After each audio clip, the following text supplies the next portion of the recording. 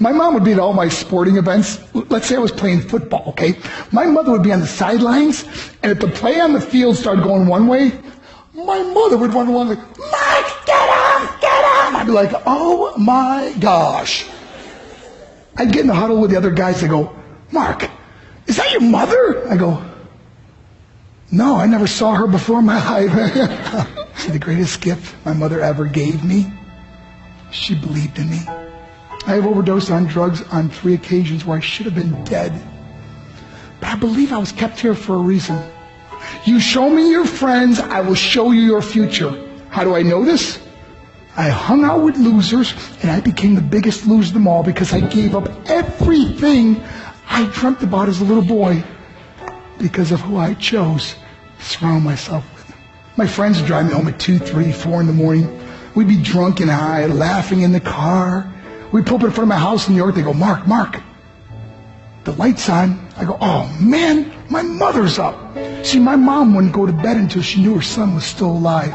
I'd walk in, she'd say, hi Mark, how was your night? I go, it was good, Mom, I'm just going to go to bed. She goes, can I talk to you for a minute? I go, Mom, I'm tired, I'm just going to go to bed. She goes, Mark, I haven't seen you all day and all night. Can I please talk to you? I said, man, just leave me alone. You bug me. I'd slam my bedroom door on the one person who believed in me. I was on a worldwide tour and we were wrestling overseas in Japan. After my wrestling match, I went upstairs in my hotel room and I fell asleep. There was a knock at my door at 3 o'clock in the morning. I got out of bed, I looked through the safety window and I could see it was a Japanese promoter.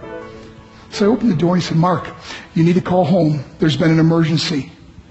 I went and got on the hotel room phone. I called back to the United States. He said, hey, what's going on?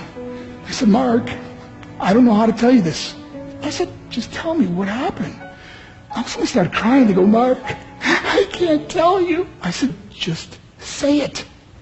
They said, Mark, your mother died. I just threw the phone down. I ran out of my hotel room. I took the elevator to the lobby. When the doors opened up, I just ran out into the street. I mean, there was no cars, there was no people. It was 3 o'clock in the morning. And I walked down the middle of a street in Hiroshima, Japan. And I remember looking up and just saying, Mom, I am so sorry. I flew home for her funeral. And I was so nervous to walk up to her casket, so I just stood way in the back. And I kept looking from a distance. I kept thinking to myself, Mom, please wake up. Please get up. And then I finally got the nerve to walk up to her. And as I got closer, I could see my mom for the first time. I mean, she was so beautiful.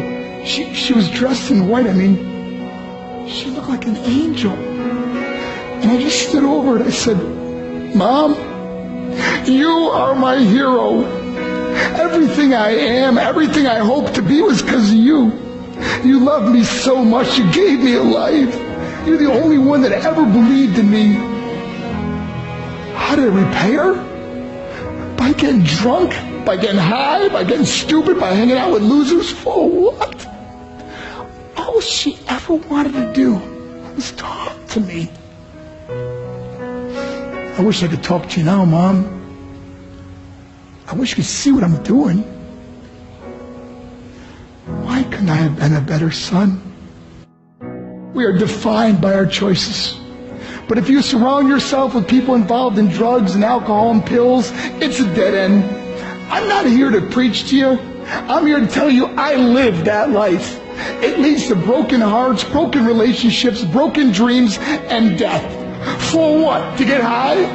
If you have a mother or a father, when you go home, tell them how much you love them. See, my whole life was about being rich and famous. I had to be a millionaire. I had to win the race. I had to win the race at the expense of my marriage, my family, my friends. For what?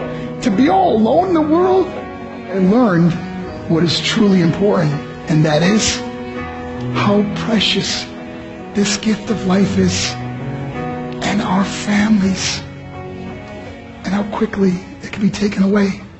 See, I no longer live in time. I live in moments. See, it's not what's in your pocket that matters. It's what's in your heart that truly matters. Love Love is just a word until somebody comes along and gives it meaning. You're the meaning.